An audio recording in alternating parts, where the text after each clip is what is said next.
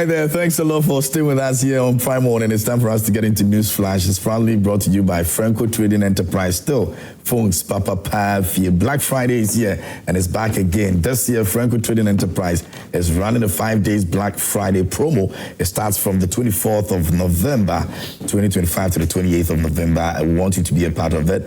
Amazing discounts we're giving you. Enjoy discounts up to 40% on products such as Nokia, Samsung, iPhone, smart TVs.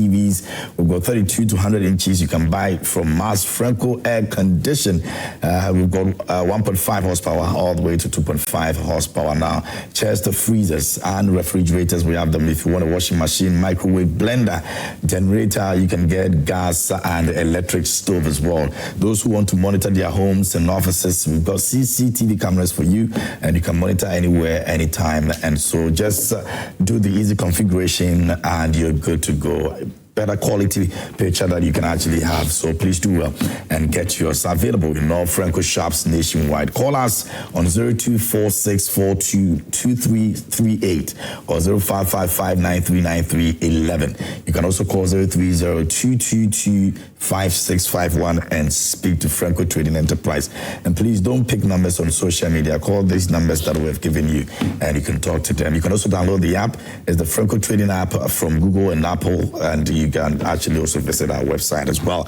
It's www.francotrading.com and you're good to go. Franco Trading Enterprise says still phones, Papa Pathy, and we're giving you the very best. And so please do well and make your way there. But if you're ready for this one, then we're definitely also ready for you. December on Joy is about to be unforgettable. Joy 99.7 FM is lighting up the season with music, laughter, family, and pure vibes. And we start off with the Joy FM 9 Lessons in Carols, and it's on the 13th of December. A soul-stirring night of worship, harmony, and joy. Come sing your heart out and be a part of the beautiful experience. Joy FM Family Party in the Park is also going to be on again the 26th of December. Bring the kids and the cousins, the neighbors. It's going to be fun. We've got food, music, and memories all day. So please come through. This year it was massive. Next year is going to be massive as well. So come through this year and let's have a good time. Last year we were there. Kwame was there.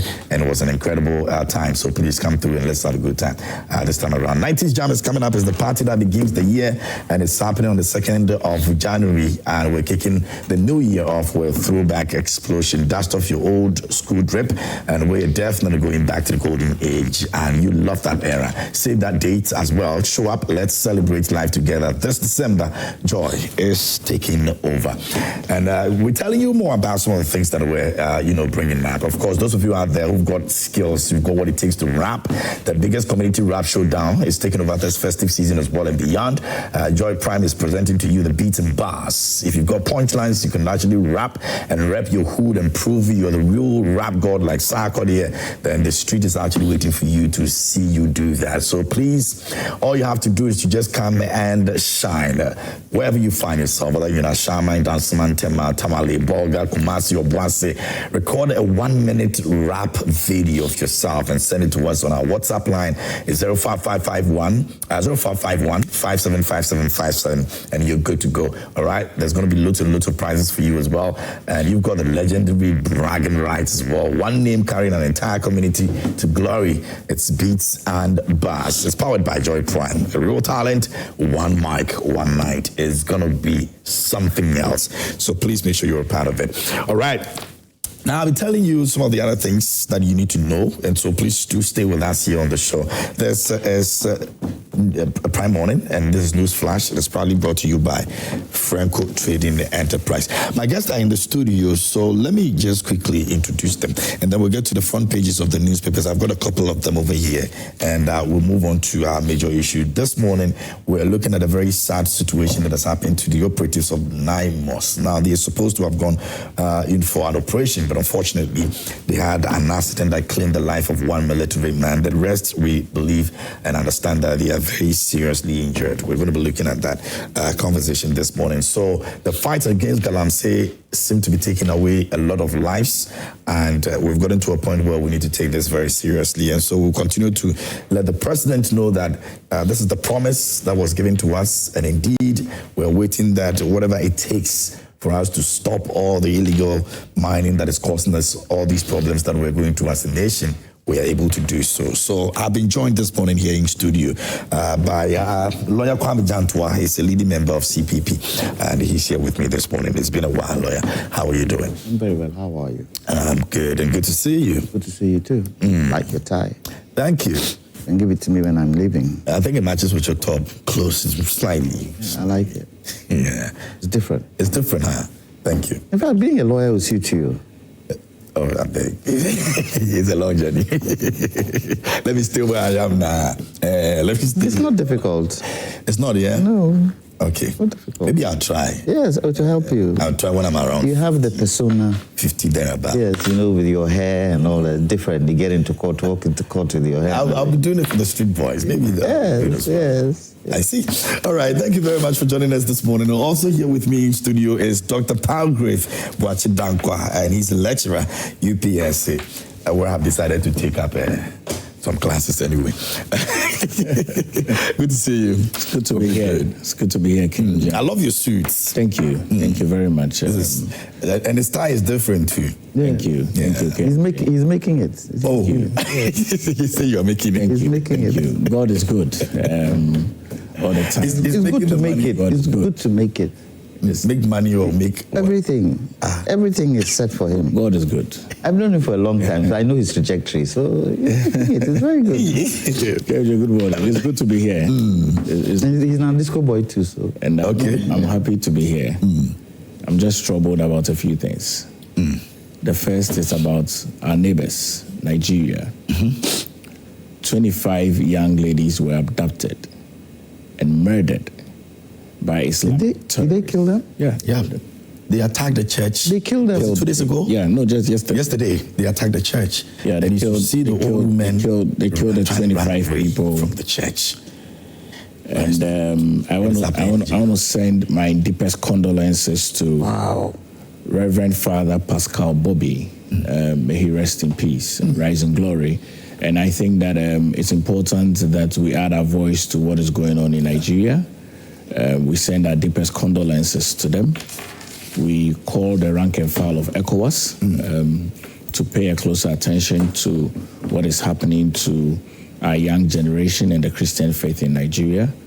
And we ask the president of Nigeria as well, Tinubu, to be able to address these rising terrorism within his country. But our deepest condolences to the good people of Nigeria. And we stand with them in prayer in these very difficult times.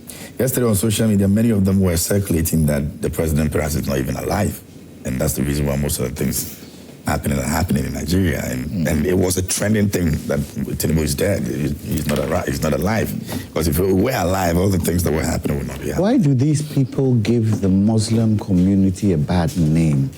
This cannot be based on religion. Yep. They are just wicked people who just want to kill. And they're using religion to cover it. It is wrong. Absolutely. Yeah. If they don't know how to live together, they should come to Ghana and see how we live together with our Muslim brothers and they live together with their Christian brothers. We attend each other's churches and mosques. Our celebrations, you find this person on there. What is it? As well. It baffles my imagination. And I'm sure within those people, innocent people who weren't even Nigerians were also killed. It's wrong. That is why, you see, we should stamp out Galamsey. We should stamp out Galamsey. Because you get, don't we have it? All sorts of foreigners in the country. Then the next thing you see, we have vigilante groups. Galamsey in Eastern region can't go to Western region. Western region can't go to Ashanti region. Ashanti region can't go to Bolga. They have guns. And then you see the communities are now hostaged. No, we have to stop this thing. Yeah. But Doc, let me find out from you, and because of your, over the period, your knowledge in some of these things, you think that it was proper for Donald Trump to take this up like the way he did? I mean, there was a response from Nigeria and all of that, but you think that it was something diplomacy and all of those things involved? KMJ, I have a lot more information about what's going on in Africa and what is even going on in Nigeria and the interest of the West in Nigeria, I don't know if the authenticity of Donald Trump's concern is premised on the attacks on Christians and or on other things. Because there are always interests at play.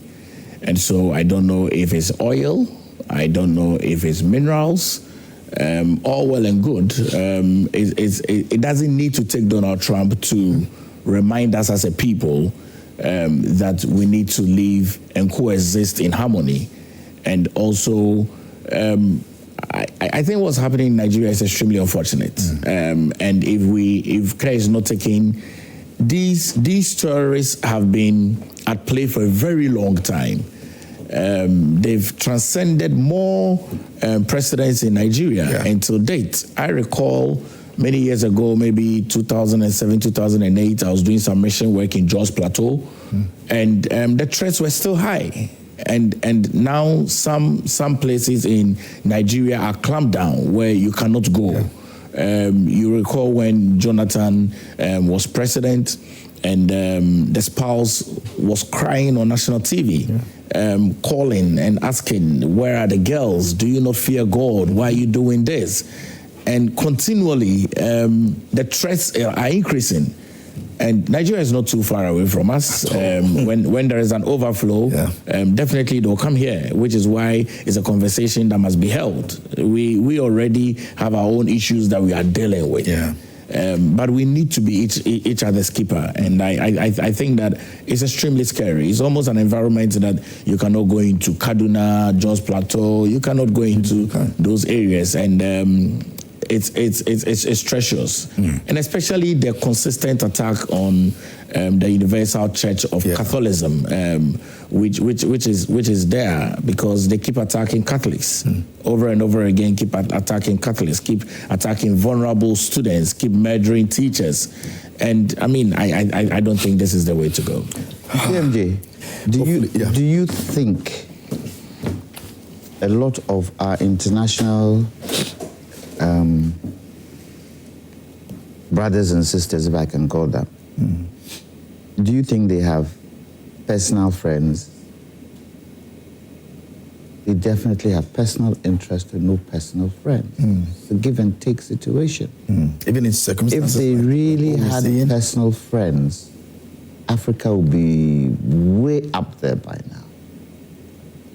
They are part and parcel of some of the problems we go through. And unfortunately, we do not work together as a continent. And because we do not work together as a continent, there are always gaps in there where others take advantage of. Because really and truly, this is not a Donald Trump issue. This is an issue where Africa should be able to stand firm and deal with the terrorism in West Africa and other parts of Africa. You know, in the early days when Nkrumah came in, what was he preaching about? We need a united force. Because if we had that united force, and that united force had been built from the 50s right up until now, won't we have a strong force? Strong force. But at the present moment, AU seems to be quiet. ECOWAS cannot handle it on its own. And the guns are coming in. And guns coming in are also filtering into countries. Because what happens? Galamsey people today, don't they have more weapons or heavy weapons than our armies? So it is an African problem that we need to deal with. The same way education and jobs is an African problem we need to deal with. And sometimes you find that is where the crux of the matter is. People don't have work to do. And so anybody comes in and tries to influence them, the youth take it up. And it is something that African leaders should deal with, and deal with properly. Unfortunately, we seem to be hanging. And the terrorists are coming in, doing the things that they want to do. And they've realized that Ghana is what? A place where they can make money. A place where they can make money. So they won't come and attack, but they'll come and make money through Galamsey. Anyway. It's a situation we need to look at. Okay. And it doesn't have to be partisan. It has to be collective. And we need to take the bull by the horns and lead the charge and get others on board. How can you raid the church and kill people? Stand there, kill, how? Yeah. Yesterday's image video, it's somewhere. The old folks. Can you imagine? It's not good. It's not good. Let's deal with the newspapers, and then we'll come to our major issue this morning as well. We'll play the Dear Mahama video for us to also take a look. And now, Ghanaian Times this morning says 2026 year of infrastructure development, President Mahama declares, and also 38 property owners in Sunyani face legal action. Blog IFF's plug tax leakages to boost revenue generation. ISA. President pledges Ghana support to host World Assemblies of God Congress next year. And ECOWAS Court rejects former CJ's interim relief application. That's the Ghanaian Times this morning. The Chronicle is here and it says Mahama to buy 2 presidential jets and 4 choppers at a mind-blowing $1.1 billion. Samuel Jinapo says so. Extraditing Sedina Tamaklo is out of my control. AG says so. And GIPC board chair Oponfosu woos US investors to Ghana. That's the Chronicle this morning as well. The insight is here, and it says Pan-Africanists demand total liberation of Africa in bold Accra declaration at 5th Pan-African Congress. And as new framework unites Africa on reparatory justice, that's also captured by the insight this morning. Mahama managing Ghana's economy better than Akufo-Addo, Haruna Idrisu, and Bogoso Prestia workers demand immediate unpaid entitlements. And away from that, empowering rural education. Maso Takorase Assembly provides free Wi-Fi to entire community. Okay, that sounds good. Forestry commissions who joined on interdicted to staff raises more questions than answers. That's also captured by the insights today. The overseer is here and it says Yoko returns to court seeking tougher bill terms for ex-post managing director. Several Galamsey is trapped in abandoned mine, 4 bodies retrieved, and away from that, ITA's contract, we are cleaning up the NPP's mess, Finance Minister tells Parliament, and government is expanding irrigation infrastructure nationwide to boost vegetable production. Eric Opoku says so. The $400 million excessive. Mahama rejects Christian Council proposal to continue National Cathedral, and government set to recapitalize ADB as bank posts strongest financial performance in years. That's also the overseer this morning. And that'll be all for it. The new Fire Republic, which is the last one, says SOS Forum from Energy Ministry workers, stop secondment abuses and restore meritocracy. That's also captured on the front page of the New Republic. Baumia's budget hits squad strike, prepares secrets desires to dispel Arthur Forson's surge. That's also captured by the New Republic. SML drags OSP to scratch. Says investigation is a mafia hatchet job for shadow godfathers. And Napo diagnosed 2024 defeat, says broken trust and intensity behind MPP's fall. And Tokono faces setback as ECOWAS Court dismisses bid for interim relief. All right, so those are some of the news stories that you can find on the front page of these newspapers that you can grab a copy and read all about it. But this morning, we're looking at the Dear Mahama docu-series, which had people or young people speaking about what Galamsey is doing to them and the plea for the government to try as much as possible to solve that situation. Let's take a look at it when we come back. We'll get into that conversation. Don't forget you can send your messages to us. I'll be reading all of them here on the show. Pese oja Galamsey ni tine se yenshi en sa yan kola na yesiso no dachi ababre. 12-year-old Kofi should be in class 6. Instead, he's repeating class 5. He did not fail. He fell sick for a week, missing his exams. His family says the illness came from the Yensu River. polluted by illegal mining upstream.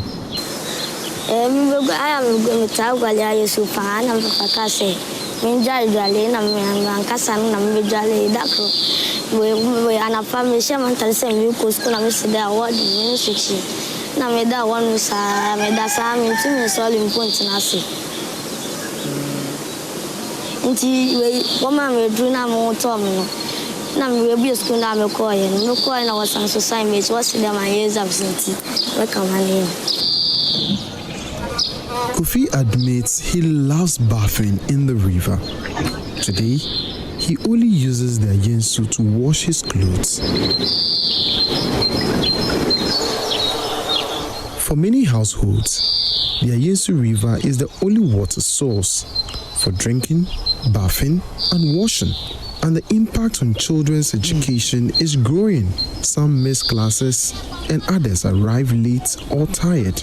14-year-old Kelvin Tifo from Kwesichukrum Basic School is one of them. Pipes are not flowing because of the illegal mining going around. It makes the water unsafe. They use mercury for doing that illegal mine. That makes the water contaminated for human beings. So if you drink it, it makes us ill. I am happy to be a Ghanaian, but sometimes I feel like I don't want to be a Ghanaian because of these bad things going around in this country. So let's talk about things we can do to conserve our water bodies. How can we conserve our water bodies? Yes. Teachers in both communities confirm this is a daily challenge for many people. Since we open up school, we've not even get water, and it's about the 4th week we've not even getting water. And it's affecting even our academic work. Because the children need to go and fetch water from other sources, which may even delay the resumption of our classes. Nana Obrebua has lived 81 years by the Ayensu. He feels the weight of disappointment. The sight of the river his generation is leaving behind haunts him. Oh, the children, they are going to suffer. Because me, at my age, how long? Can I spend another 30 years? I can't spend more than 30 years. I want the government to help us produce water for this country, and villages like ours, they have to get safe water for us to not be ill, and we should be healthy. If nothing changes, more pupils will fall behind, more families will struggle, and more futures will be affected. Emmanuel Jivenu, Joy News, Central Region. All right, so that's the Dear Mahama docu-series that we're running, and you have children over there speaking to the issue of Galamsey this morning, and so we're going to be looking at that conversation. And look, let me begin with you. And I'm sure the whole debate about he did better, this person didn't do well, this person is doing this and all of that. I don't know whether we've gone past that debate right now, because right now it's becoming a national, it's become a national problem in the first place. So where do we stand right now? Kemji, I think that we must stand as Ghanaians. Really, when I hear the documentary and hear the words from these young people, it gives me pangs of pregnancy, even though a man cannot get pregnant. Mm-hmm. But it gives me cause of concern, and real deep ones, because it is out of this focus of wanting to solve illegal mining that on the 6th of August, we lost these 8 gallant men, including people who were serving this country. One as Minister for Defense, one as Minister for Science and Technology, one as Deputy National Security Coordinator, one as First Vice Chair of the NDC, one as NADMO, one of the Operations Directors, and these 3 military people. Yeah. And so it's become a national issue. But it's been a national issue because one president decided to put it on the national conversation, which is President Nana Addo Dankwa Akufo-Addo. When you listened to his first State of the Nation address, he said that the threats of illegal mining is going to cause us a lot of devastation, and so we must address it. Of course, now in 2025, we have clearly seen that it's become a civic responsibility of the Ghanaian people. We asked President John Dramani Mahama, of course, you have just about 3 years, maybe a month to go and hand over your governance. One of the things you want the Ghanaian people to remember you of is not the fact that we had to start importing water to Ghana from neighboring African countries or from Europe. But you want the Ghanaian young people to remember you that you were a leader that preserved the sanctity of humanity because water is life. Look at these young children who stated that sometimes they wish they are Ghanaians, sometimes they wish they are not Ghanaians. Yeah. That brings in a clear value system of patriotism. That if these young people do not want to be patriotic, then where lies our service and our sacrifice in building a nation? Look at NIMOS. Look at the threats that we put the lives of people who want to curb illegal mining through. Look at the accident that happened. Very, very unfortunate. Look at AICO2 Rafiq Mohammed, who died, was killed clearly by assailants when he was close from work going home. Of course, I'm sure that his colleague has recovered now. Look at Bunu East, the chief who had gone to the farm, who was shot multiple times, 43 times. Of course, we don't know whether it can be linked to mining, but we know it can be linked to land issues, can be linked to chieftaincy issues. And so really, the threat is getting out of hand. Labour Union has called on John Dramani Mahama to call for a state of emergency. He said he's reluctant in calling for a state of emergency. He's moved that responsibility to national security and has asked that until national security advises him, he would not. KMJ, the work of national security is to gather intelligence. What you are doing is one of the gathering of intelligence that national security must be aware of. The work of national security is to be able to look at threat analysis. Where we have gotten to, illegal mining is so much of a threat to us. And I've stated that every single politician who has campaigned in all 276 constituencies is aware that illegal mining is a local economy. One of the things that this government must do and should do beyond the calling for a state of emergency is to immediately create some alternative for them. And this alternative should go beyond an alternative livelihood program. You should be able to give these persons, these young people, because they are not the investors in the act of illegality, they are only employed by it. What they should do is to give a bait. We are aware that when you are looking for a criminal, the police or the immigration will tell you, if you bring this criminal, this is your compensation, about 10,000 cedis or 100,000 cedis. So the government, with all the resources that has been given to it, should be able to state that if these young people stop this illegal mining, okay, we would give you this amount of money. Because it's all about an economy. But we have that money. We should find that money. The government have it. We should find that money. When President Nana Addo Dankwa Akufo-Addo said that he was going to bring free senior high school, I recall homes who had stated that it was now difficult for them to be able to find young people to serve for them as domestic workers. Because they are all in school. Because they are all in school. And so if people are investing in illegal mining, okay, and you go to the illegal mining site and you don't find young people to work because the government has created some alternative livelihood program or the government has put together a bait.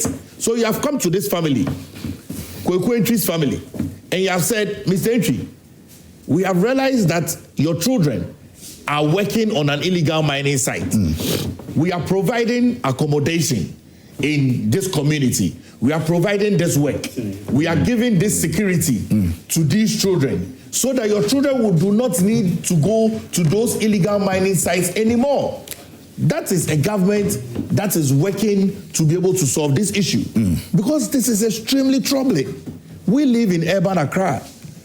We drink water that has a lot of chemicals in it. The water we drink, we think is purified. No, it has a lot of chemicals in it. This water has had to go through a lot of treatment. Look at Kwenyako. It's only in recent times that they opened a sizable part of it. All schools in Central Region was not having water. That's scary. Look at Accra. Our water plant in Teshi was closed down because of maintenance. Sometimes government is not truthful with information. And we have been there before, so we know how it is. Look, KMJ, this has gone beyond control.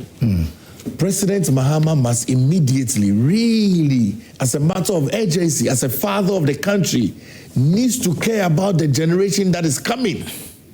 Look at these young people. When I watch it, I'm troubled, I'm scared. And really, KMJ, we must profess solutions. My first solution for John Dramani Mahama is to call for an immediate state of an emergency in these targeted areas. Are we not going to move past that? We've gone back and forth with it. They've provided reasons why they can't give a state of emergency, what it will even cost the nation, and all that. Are we not going to go past that and look for other alternatives? One of the things Mahama must not do with illegal mining is to play politics with it. That's what he's doing? Yes, that's what he's doing. Okay? We have called for him to appoint a substantive minister for defense. He's not done that.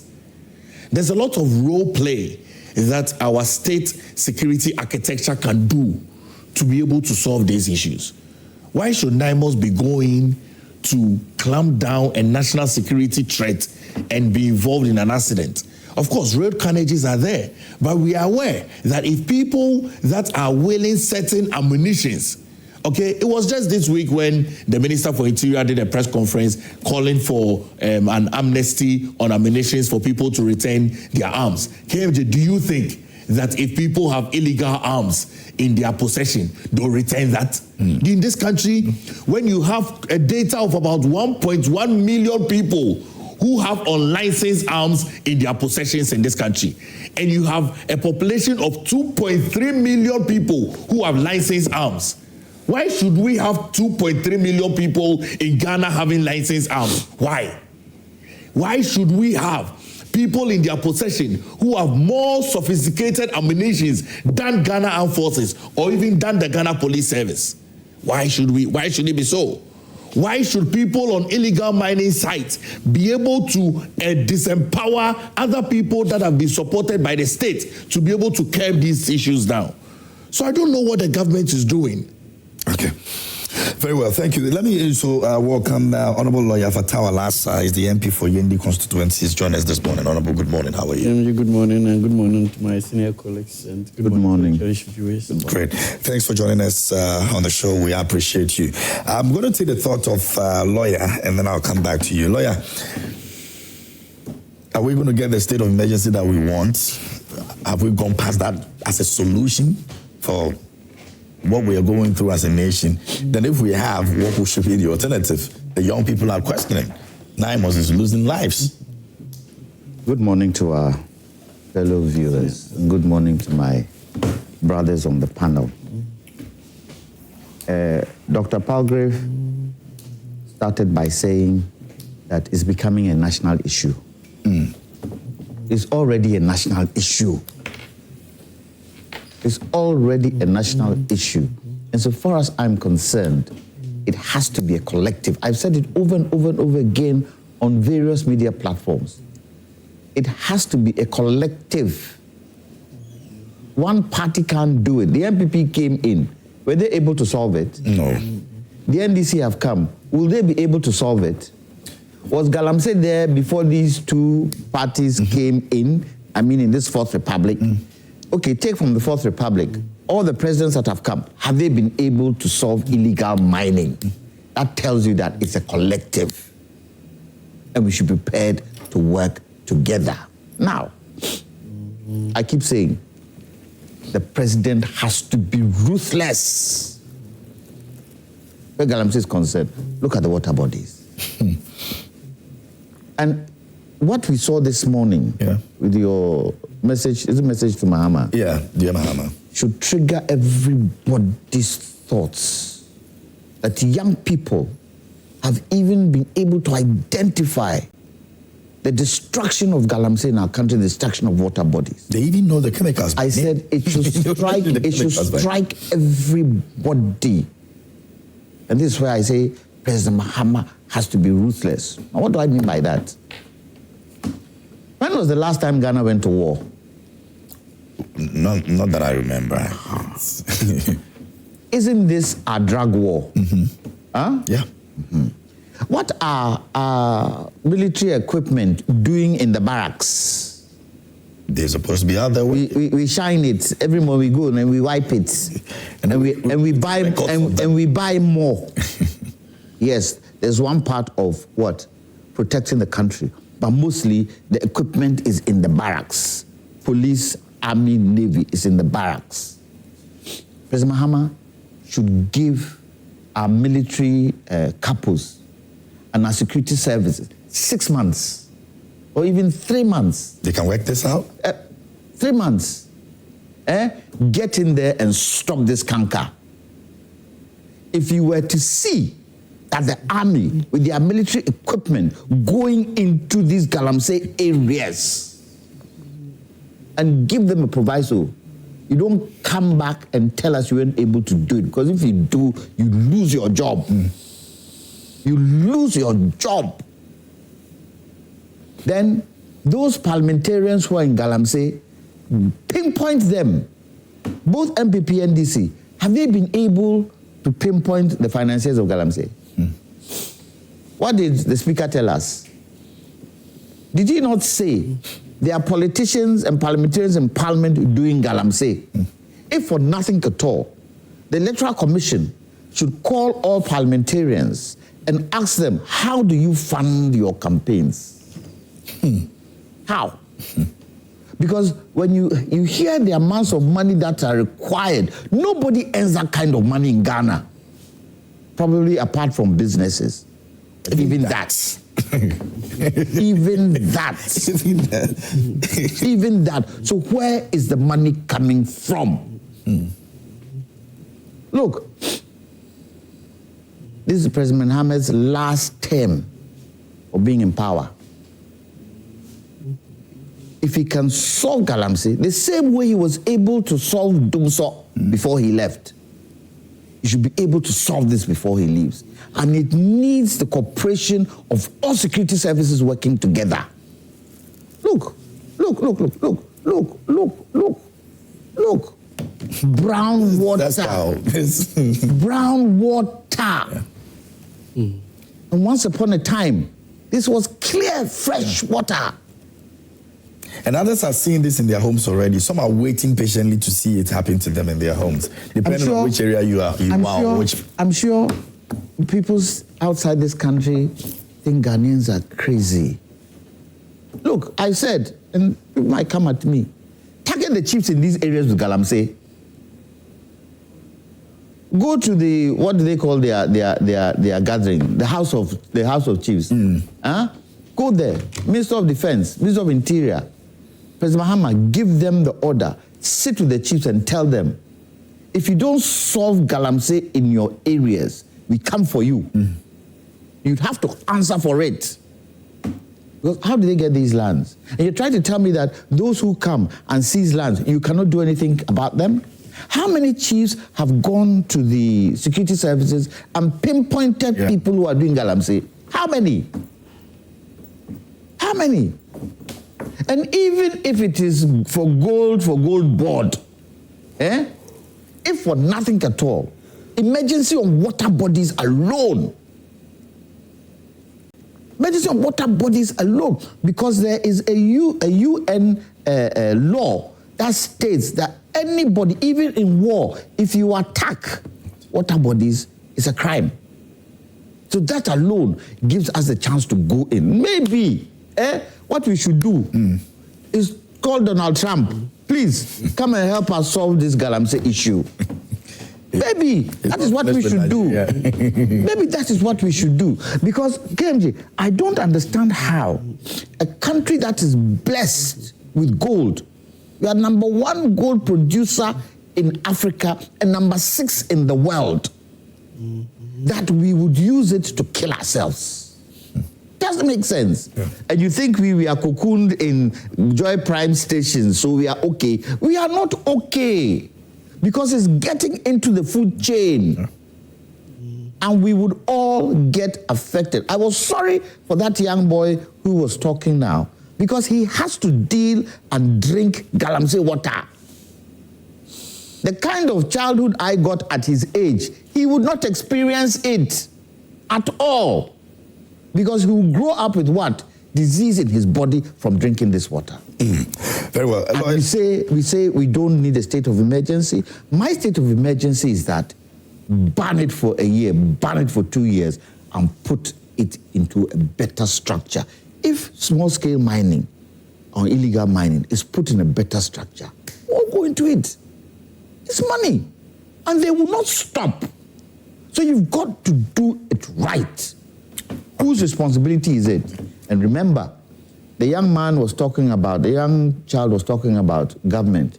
The responsibility is not only government. He should be able to tell his father, his brother, his sister, whoever in that community is doing Galamsey, to stop. It starts with us. Very well. I'll get back to you again, but let me take the thought of Honorable as well. Honorable. Thank you so much, and good morning once again. I think let me start by commending Joy FM for this campaign that they have relentlessly waged. I think the issue of Galamsey, in fact, if nothing at all, the media has done very well, and I think if the political actors we're going to actually do like the media is doing, would have gone far with it. At one point, one party felt they were being unduly attacked as being the promoters of Galamsey. That's the MPP? That's the MPP. Today, the NDC also feels the same thing. So if you look at the whole thing, I think we should take the fight against Galamsey beyond the party levels, beyond even governments that are in power. We have to see it as a national fight, which is why I will call for, if you see we have a task force, to what extent is the task force bipartisan? To what extent is it all-inclusive? Mm-hmm. You see, sometimes if we have fought it to some extent, it's clear that no single party can clearly fight this thing to a successful end. And so we have reached a point where I would ask His Excellency the President to extend an invitation to everybody. And I like the invitation extended to the civil society organization. But I think it goes beyond just asking them for their opinions and trying to take the opinion to implement. Because you see, in Ghana, the challenge we've had has not been the issue of suggestions and opinions and ideas. It's about the implementation. And so if you take the beautiful ideas, the beautiful suggestions from the people, and you go and give it to the wrong people to implement, chances are you come out with... Yeah, you will not get the... You will not get the required results. And so in as much as we fall on civil society organizations and other people to get the ideas, I still suggest that we should fall on such people again for the implementation. And so if we can have a task force that has the MPP included, political parties included, civil society organizations included, traditional rulers included, religious leaders included, we have a very representative body which is committed, which meets at least daily or even 2-3 times a week, and then looks if the force that works under the ground, the NIMOS and those things, they don't come under any governmental control. They come under the control of this structure. We empower this structure to an extent that it can, as the government, the president should just give it all its powers. You understand? And let it function as though it is the government. The moment you take politics out of this, we'll be able to fight Galamsey. We are doing it today because, look, if you look at the media reportage, you will hear that underground, the MPP kingpins who used to lead when MPP was in power have now given those concessions to their NDC counterparts. And it's a subtle arrangement. It's a subtle arrangement that we are not aware of. And they do unfortunate one. They do business in that score. So the NDC person will now be managing it. And then whatever happens, then they know how they share the ratio. And he will be more than happy to do that. And then so once it is an NDC person, if this security person comes, if this thing comes, then there will be so many interferences from all angles. I think the fight should be taken beyond what we have done so far. If we have been following this trend, the party lines, government taking it on itself and it's not working. It means that approach has to change. Secondly, even though we have not fully succeeded, I still want to commend the president. Just this week, I think yesterday, there was the president announced that cabinet has approved that the establishment of the tribunal, the public tribunal, to prosecute purely Galamsey issues, Galamsey matters. And if you heard him, currently we have had 1,800 arrests. People who have been arrested in connection with Galamsey. And even where to take them to, in terms of courts, the court to take them to is an issue. And you know our criminal justice system, you take somebody there, it has to take the next 4 or 5 years before the matter can be fully dealt with. And now you ask yourself, within that period, the person has his freedom, he goes, he comes, he's still able to, even if he's not able to physically be on the ground, he can make calls, he's still able to transact his business. And the people who would have been deterred by his arrest would not feel deterred enough because they have found him back in the community, he's going about his normal because he has been granted bail.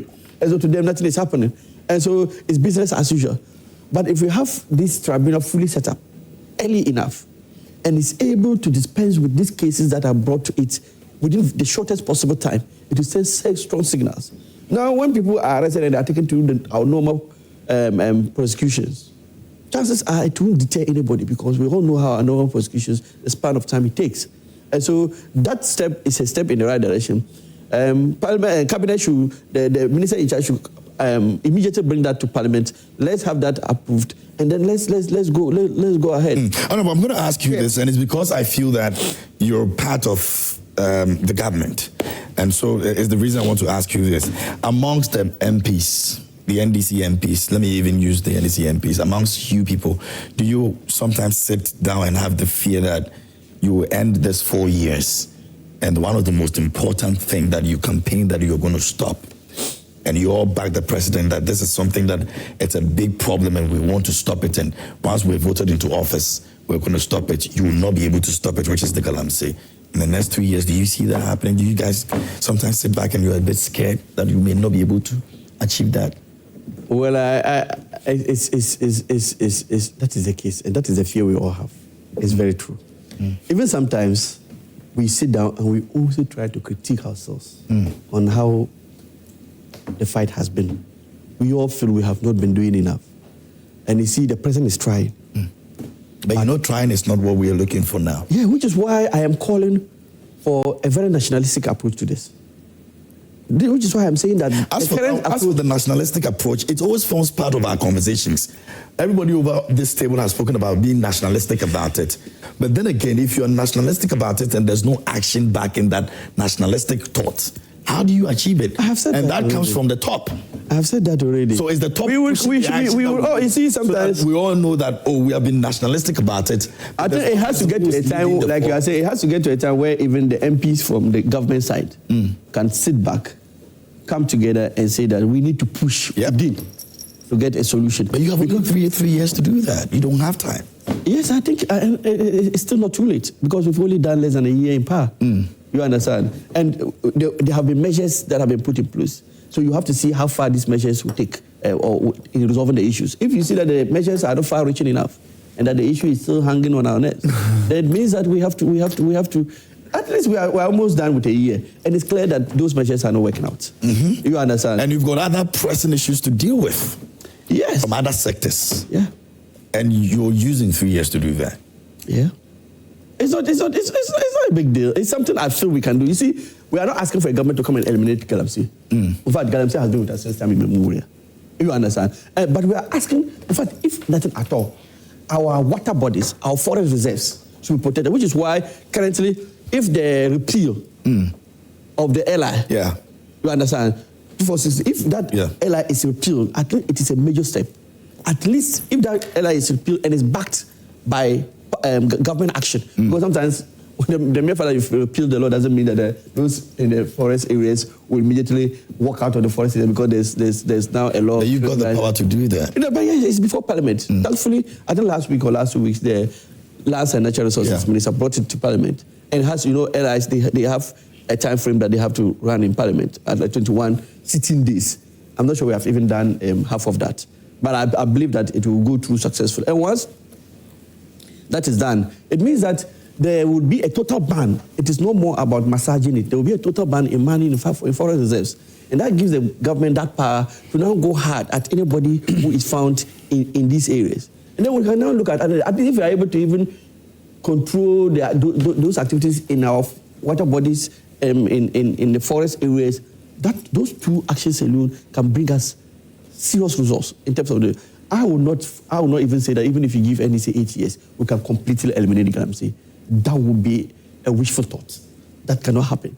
But let's get to a stage where we have brought it to the barest minimum. At least it's been brought down. We used to have it those times. And you see, the issue about it is more to do with the use of these heavy-duty equipment, which is why I also commend the government for taking the action. They're still coming in. They're coming in, but in a more regulated shape and form now, because they are not only being used for Galamsey. Let's not say that any equipment that is being bought in today is used purposely for Galamsey, which is why, to me, if the government says that now when you are importing it, those times, they didn't used to have numbers, like vehicle numbers. Any machine you saw in town those times was without any number. And so you could not even tell which machine is this and which machine is this. But now, right even at the port, it is registered just like any vehicle that is being brought to the country. One. And then it is given, you are going to tell where you are taking it to, and it is tracked to the very location it is going to, and it's going to be monitored. You understand? And you need even a license to even import it.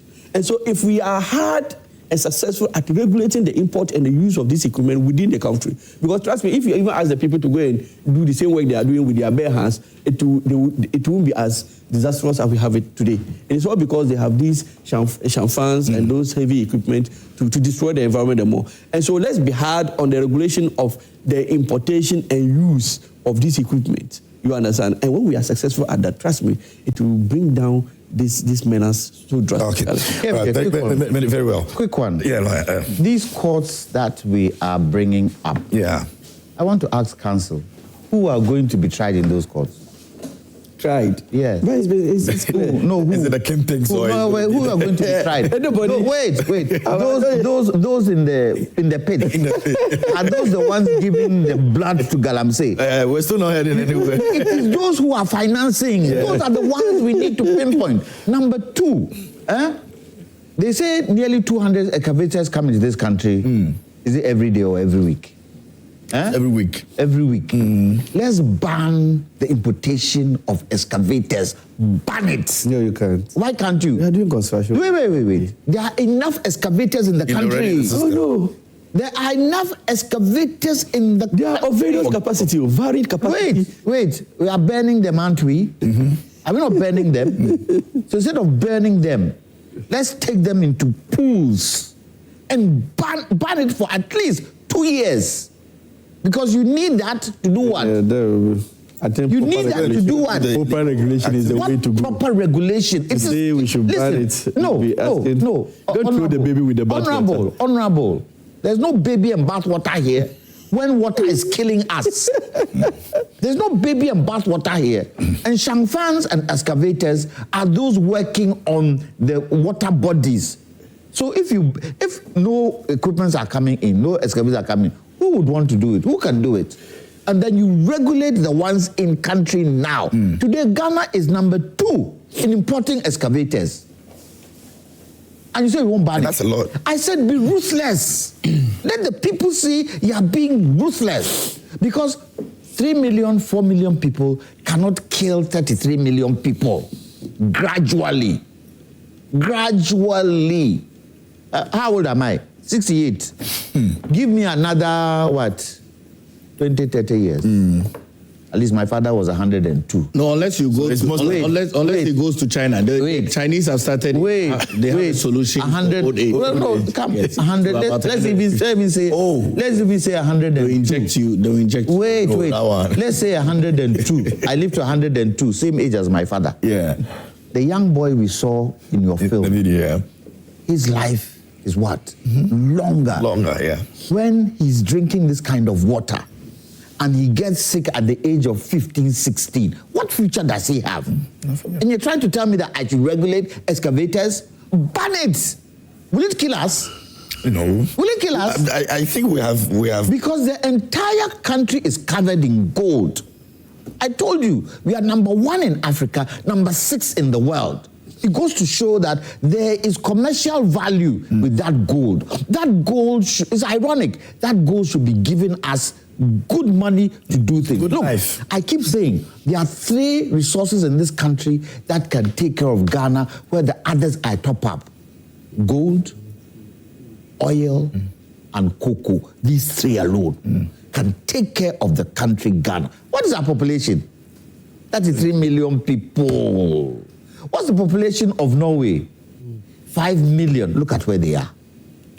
It's called leadership. And you're trying to tell me that if we ban excavators, we cannot start the process. When I say we ban for a certain duration. In that duration, we put the structures of illegal mining into place. Cooperatives do it well, so that you and I can go for a concession and do it and also make money. Because you see, let me end on this. I'll come to you. The gold is not only surface, it's not only alluvial. The gold is deep mine.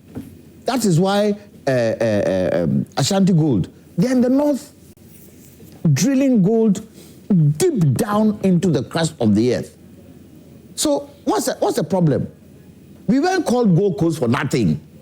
For a white man to call a country Gold Coast, they know what is there. I'm not sure if I've shown you the map of Ghana's, what do you call it, gold deposits. It shines everywhere. But we are killing ourselves, and we are saying that, oh, let's control, let's regulate excavators, the thing that is killing us. No. President Mahama, be ruthless.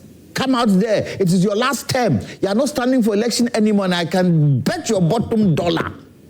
If President Mahama is able, even 50%, sort out water bodies and forest areas, the next election is not going to be easy for opposition. Okay, all right. Doc, I'll come to you. I just want to. Okay, then Pakwasi is joining us to give us some updates. My little state on this thing.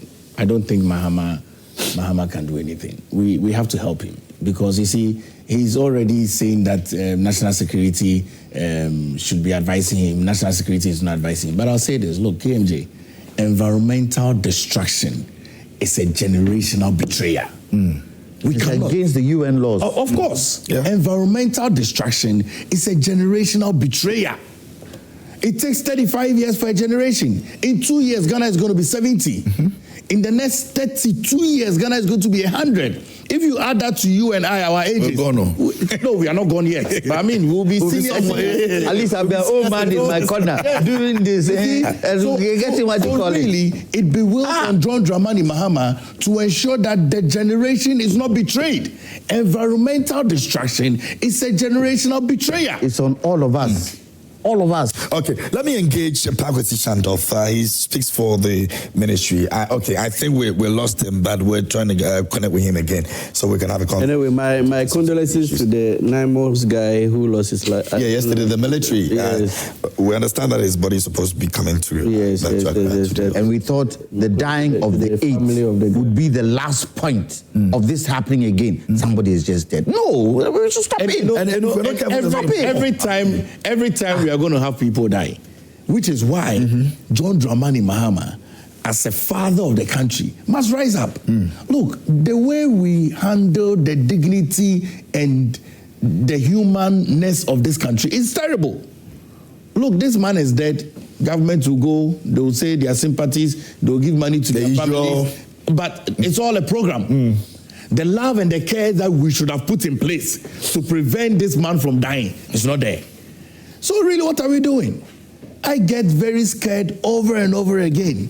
We are almost having a generation and leaders that are not thinking about people. It's all about program. But also think about people, because beyond the program are their lives. Their children, their spouses, their family, all of that are impacted. So what's going to happen?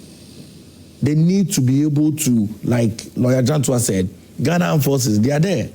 Push all of them into the bush and let's clamp this down. Look, the threat of illegal mining is almost a terrorist attack on us as a people. Okay?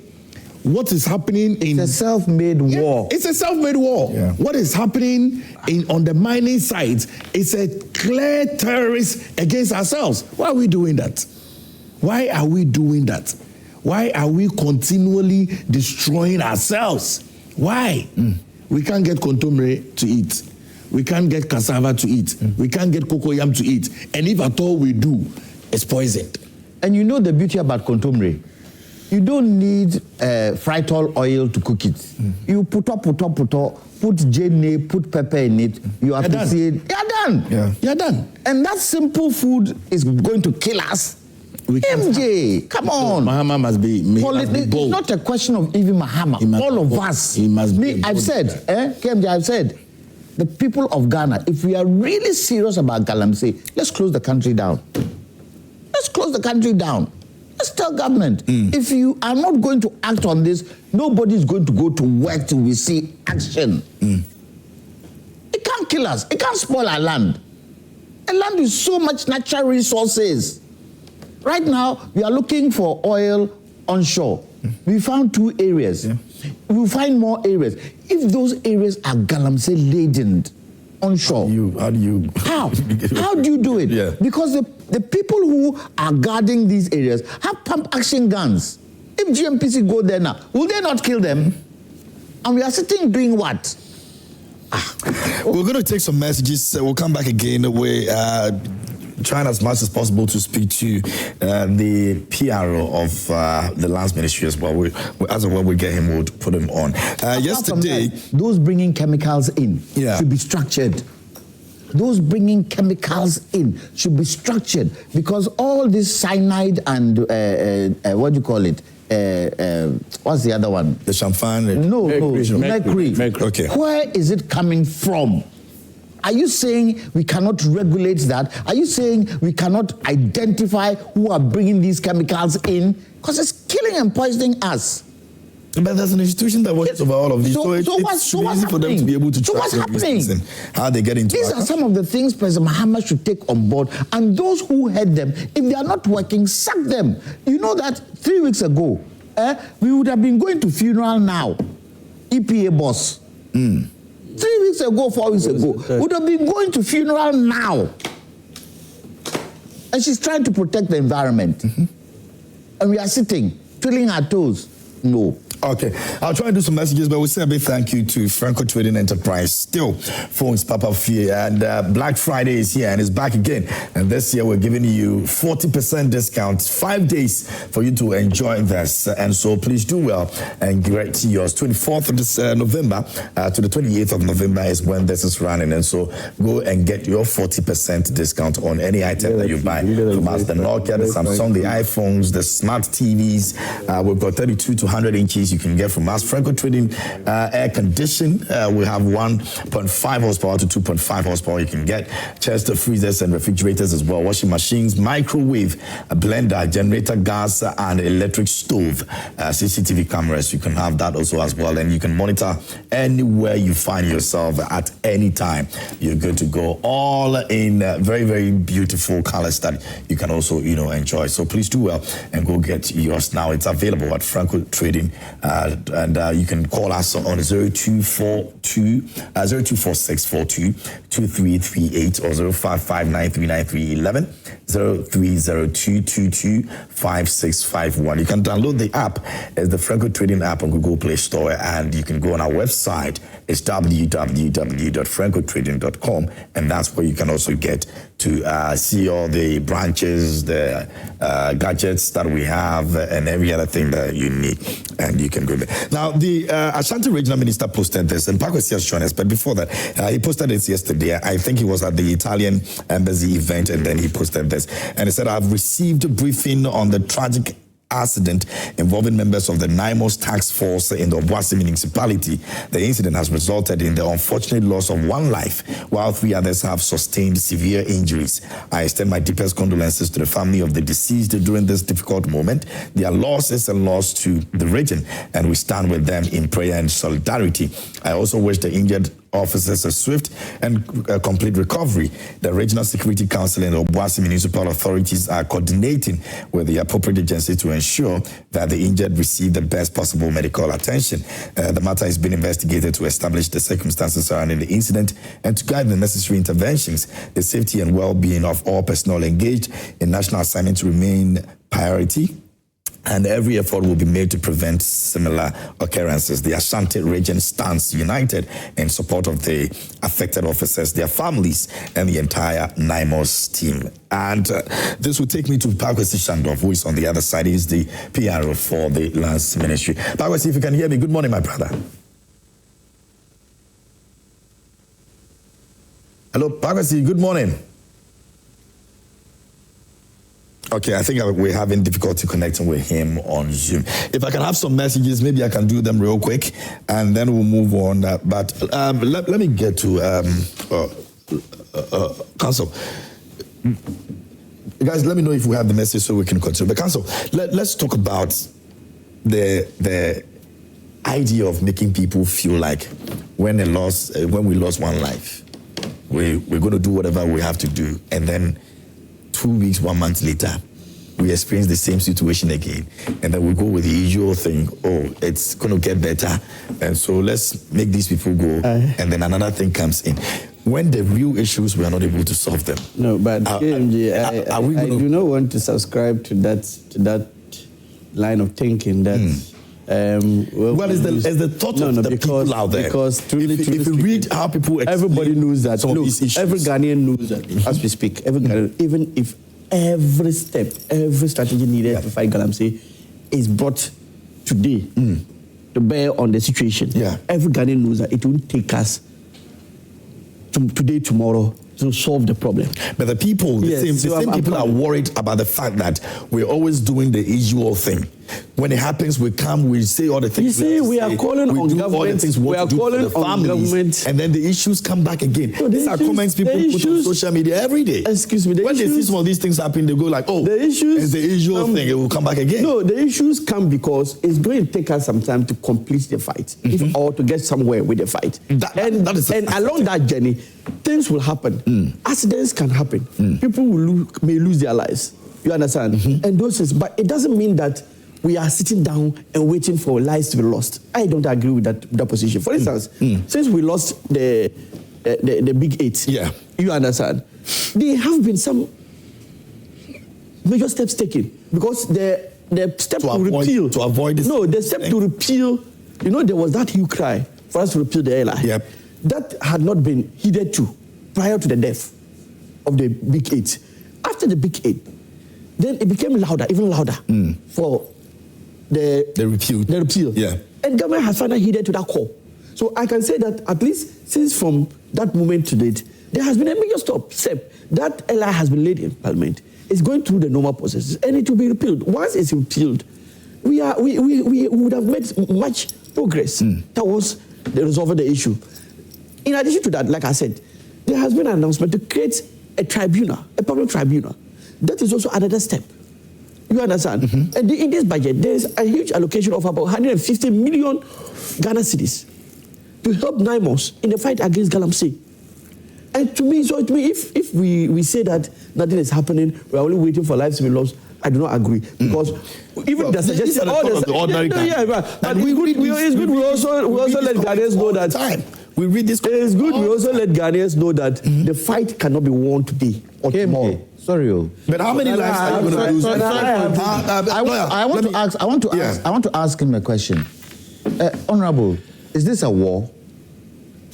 You can call it so. You can call it so. What do you do with a war? No, but you see, that is why, you see, as long as we have not called for the president, or the president has not put into action the Emergency Powers Act. You know, we have an Emergency Powers Act, 1994, Act 472, which gives the president far exceeding powers to have dealt with certain situations. But you see, it comes with its own repercussions. It has to be done and done very well. So we should die. Okay. Council, give me a moment. Let me see if I can reconnect again with Pakwesi. Pakwesi, can you hear me? Senior, today you have turned the heat from. Okay. Thanks for the time this morning. We appreciate it. Yeah. It's a pleasure to. Good morning. Great. As I said yesterday, we understand that we have lost one military officer and several of them, about 5 of them, who have been injured as well. What is the situation with those who have been injured? So it was a total of 5 NIMOS personnel who were involved in the accident. If you look at the composition of NIMOS, like we have always said, it is an integration of personnel from the various security forces. So for this particular team, we had 2 police officers, 1 officer from the BNI and another officer from the Immigration Service, plus 1 military man. It is the military man who unfortunately lost his life. The other 4, as we speak now, they are currently responding to treatment, and so we are hoping that they will respond quickly, and then we'll be able to pick it up from there. But for our brother, the military man, he unfortunately has gone to the way of all men. His family has been briefed on the matter and will communicate further on that particular development. In terms of the investigations that we understand, in fact, the Ashanti Regional Minister posted and said that investigations are supposed to be undergoing. What was the details on that? Have we started? Do we know what exactly or how exactly this accident happened? Absolutely. The moment the news came yesterday, the Minister, Honorable Emmanuel Amakofi-Boa, commissioned a speedy investigation to unravel the circumstances of the tragedy, because this is the very first time we are seeing such a development. Indeed, since the installation of NIMOS, nobody has perished in the line of duty before. And so the minister takes it seriously. Subsequently, he ordered for the investigations to begin. It has started in earnest, and I'm sure that when we are ready with the findings, we'll be able to put them out. But as of now, what we can communicate inconclusively is the fact that the stretch on which they were on, the particular road they were applying, we understand is a bit tricky. That is the word I've used to describe the situation that was explained. It's a bit tricky, and therefore we understand they skidded off the road, leading to the somersault and the unfortunate tragedy. But this we hold as inconclusive until the final outcome of the investigation becomes apparent to all. All right, moving forward, let's look at the operations that have been going on over the period and what we have seen right now. How do these personnel feel? They feel that it's possible they can conquer this menace, or we're still looking at a bigger problem than what they are seeing now?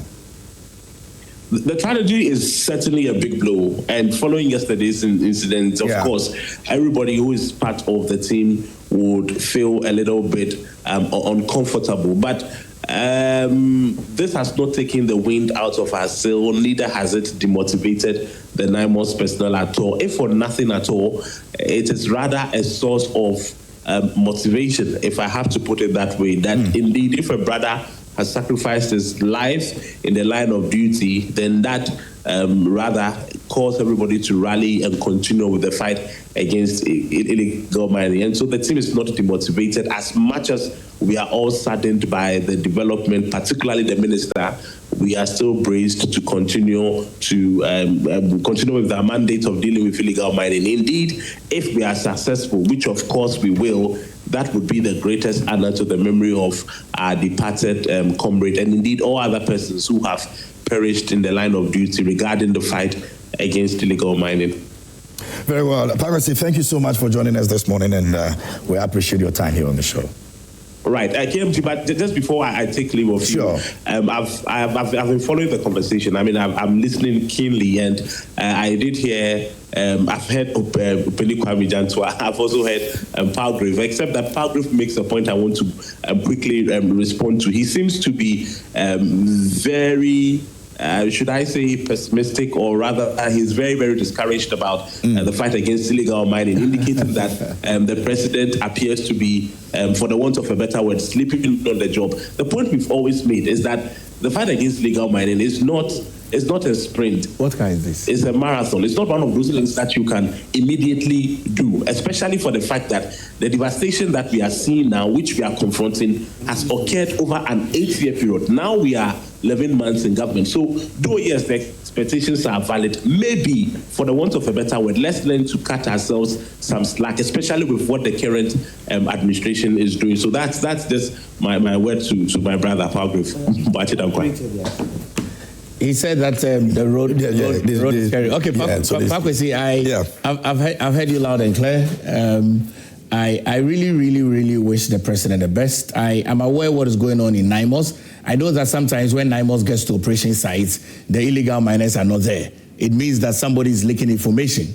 Okay, I'm aware in some areas, Itiwa East and other places where acts of illegality is ongoing. When NIMOS arrives there, the people are not there. My suggestion to the Minister for Lands and Natural Resources, together with National Security and the President, is to immediately pull in the Ghana Armed Forces, 64 Infantry Battalion must be pulled in, because this NIMOS, it looks like, I can understand. So you agree with me? Of course, 100%, I agree with you. But then you see, NIMOS is a combination of other security agencies. Look, this is a clear war. Bring in the military. Let the 64 Infantry Battalion move them in, okay? Because we have battalions and sub-regions across various places. Yeah. We can't look at the lives of these young people, 10, 15, 16, who are the threat of these illegalities. So yes, I mean, I still have hope in this country. I believe in this country. I just don't want us to be patting our back as though we are doing something when people are losing their lives. One life lost is one too many. Yeah. Okay. I mean, KMJ, one life lost is one too many. You know, and we cannot always say that yes, in the line of duty, people can lose their lives, and it's not acceptable for people to die. That was what I was trying to ask on Council. It's really not acceptable for people to die. So yes, I hope that Mahama can be able to do this. But when I hear Mahama say that he's waiting for national security to advise him, and I know that national security is aware that illegal mining is a threat. I know that national security is aware that our ecological state of the environment is at risk. And I've stated, look, environmental destruction is a generational betrayal.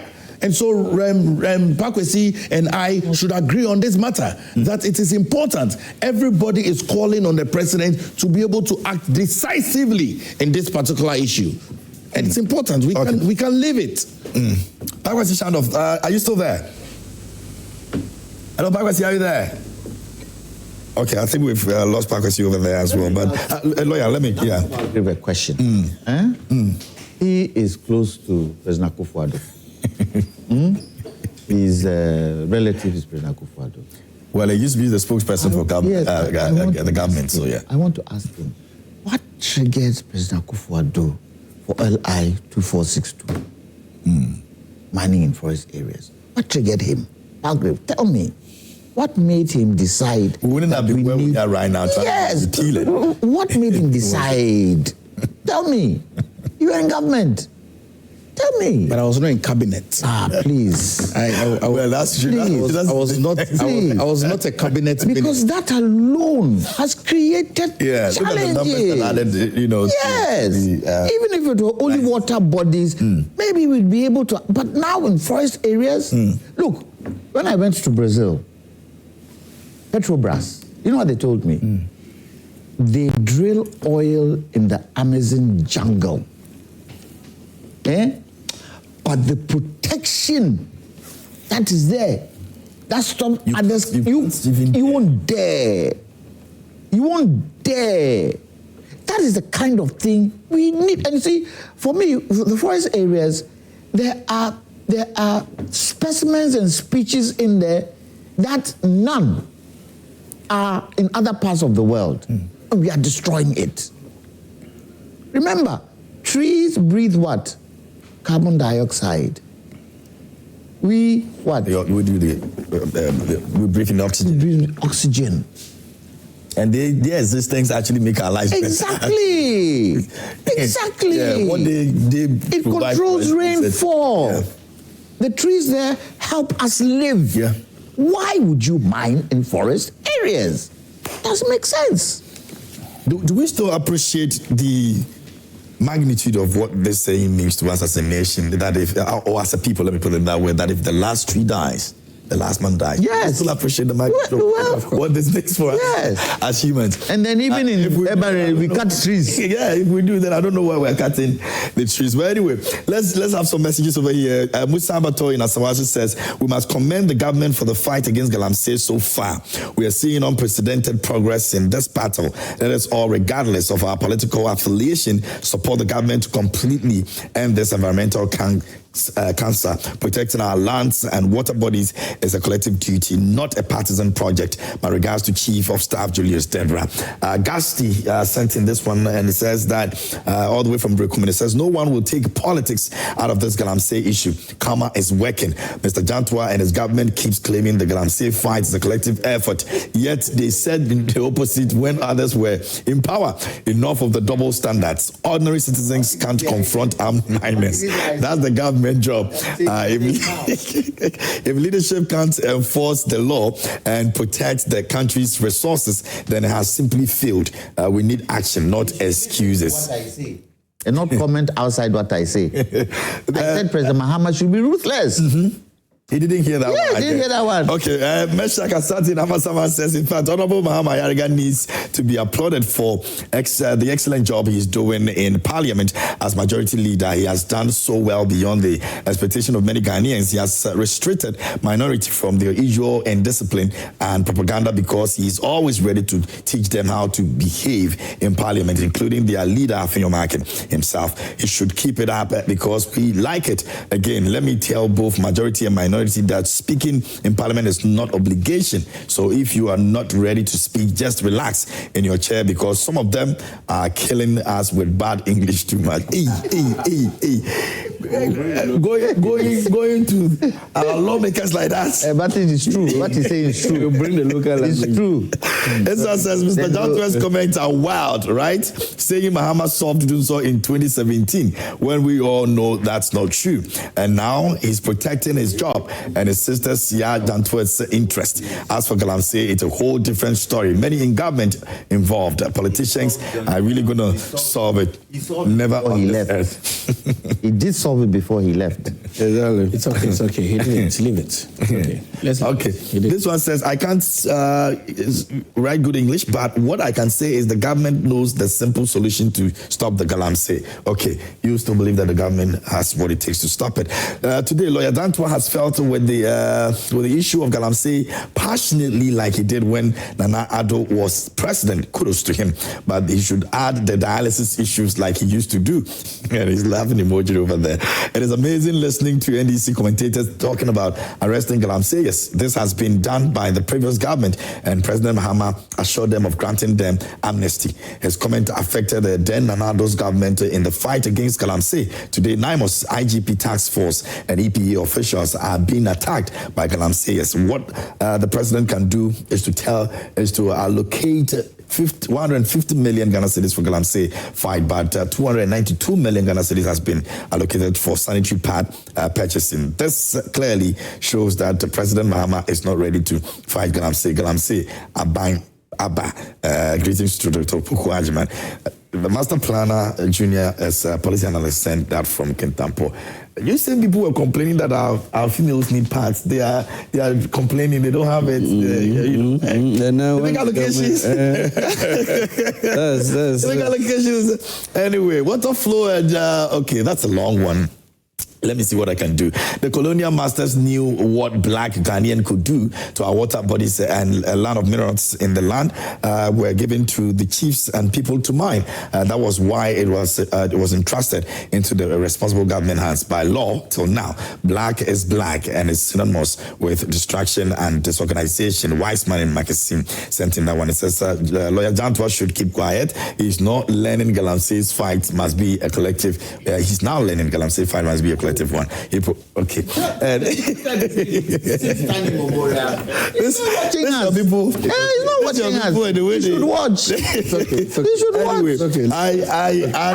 I've been talking about this for yonks. That is a collective fight. I even said President Kufuor, President Kufuor, President Mahama, the chiefs should sit around the table and see how we sort this out. So he should be listening and not bringing that kind of messages. Okay, that's lawyer's last. When in 2019, a certain president, Nana Dankwa Akufo-Addo, sought to do a referendum to be able to take local governance leadership to the local people to be able to appoint their own leaders. The NDC walked out of it. You remember? Because so you see, we need to be a country of progress, not a country of retrogression. And not everything can be politics. It is very, very important. It's dangerous. The 6 people that died. 6. I don't know. Or 8. No, the 6 young ladies. Okay, the military. I don't know if the government has made any position around it, but I have heard that the government has said that they'll give an automatic entry, an amnesty for one of their family and everything. You see, sometimes we should be mindful of what we say publicly. And the reason is that people are mourning. They've lost children. They've lost daughters. They've lost nieces. We need to be sensitive. Some of this information I would have wished that should not have come public. Why? Because it takes a very long time for people to revenge. If people are paid by this, intelligence will tell you should not even do that. People should not die before they can have an opportunity to be employed. And I can tell you, 2/3 of the people who are going into the military are not interested in military. And I've given a caution and given a policy suggestion that people should start to be recruited from age 15. So between age 15, you should be identified that you want to join the military. They groom you for 3 years, and then you enroll at Cadet Corps. Yeah, those are the processes that we should go through. My time is up. Just a quick one. Just a quick one, please. A memorial, as we go forward, should be put up for anybody who has died in this fight. A memorial should be put up for when you go to countries that fought World War. There's a memorial of the names. We should gather anybody who has sacrificed in terms of Galamsey, and the memorial should be put up for them. Very well, thank you. Council, quick one, 1 minute for me. Lastly, I think I just have to assure Ghanaians that the president is very much committed to the fight against Galamsey, and that some of these measures that are being taken now, you will not see their effect today, but in the next few months, Ghanaians will know that the president is actually working and is putting in the right strategies to bring down the situation. Okay. Very well. A very big thank you to lawyer Kwame Jantuah, leading member for the CPP. Honorable lawyer Fatah Alasan joined us this morning as well. He's the MP for Yendi constituency. Dr. Pagrave Wachi Dankwa also joined us. He's a lecturer at the UPS. He also joined us this morning here as well. And a big thank you to Pagwasi Shandoff, who also joined us via Zoom. And for those of you who sent in your messages, we appreciate it. We say a big thank you to Franco Trading Enterprise, Still Phones, Papa Pafi. And let me say a very good morning to Mr. Richard Ni Amakwe. The Ni Amakwe Foundation did a food bank in Cape Coast and Tamale. They have expanded that reach, and there were pictures and videos of that, happening in Tamale. A very, very big thank you to him for all that he continues to do for humanity. Richard Ni Amakwe. God bless you.